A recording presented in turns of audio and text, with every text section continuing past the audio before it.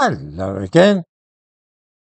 I rather doubt that anybody watching this video will be in the least bit surprised to learn that foreigners in this country are 3.5 times more likely to carry out sexual crimes than British people.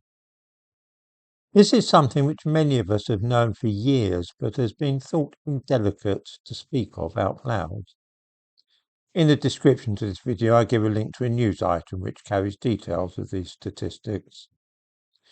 In general, foreigners living here are twice as likely to commit any kind of crime as ordinary people whose families were born in Britain. None of this will come as a surprise to any rational and open-minded person. Indeed, it would be astonishing if it were not the case. Those people committing these crimes are almost invariably from Muslim countries, Afghanistan, Iraq, and so on. Also many from Albania, but Albania is also largely Muslim, of course.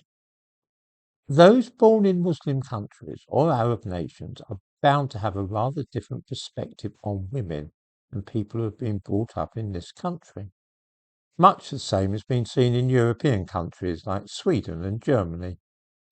What is curious is that although most people have been aware of this for years, we've been denounced as racists and xenophobes for talking about it. In Sweden, topless sunbathing and topless swimming in public pools passed quite unremarked for many years, but is now very inadvisable due to harassment from men who are mainly from Muslim countries. Attitudes towards sex in general and the status of women are very different in countries of the Middle East, and this tends to give men from such places a skewed and distorted perspective on what is acceptable. In some Arab countries, for instance, you'll see men walking hand in hand, not because they are gay, but because, like all of us, they hunger for physical contact and affection. If this isn't possible with women, then it will be transferred to other men. I once saw two Turkish riot police, the most brutal type you can imagine, strolling down the street hand in hand like a couple of schoolgirls. You might think that when these folk have children in their chosen country, then they would grow up adopting the customs of the country in which they were born rather than those of their fathers and mothers, but it's not so. In Sweden, the children of foreigners also tend to commit crimes at a much higher rate than ordinary Swedish people.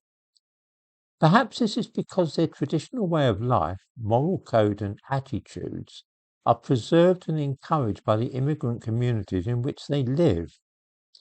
Mohammed Wajid Akhtar, who is the favourite to become the General Secretary of the Muslim Council of Britain, says that children of Muslims should have Islam as their primary identity rather than Britishness. He feels that allegiance to the religion should be stronger than that which they feel to this country. Right there, you see the nature of the problem.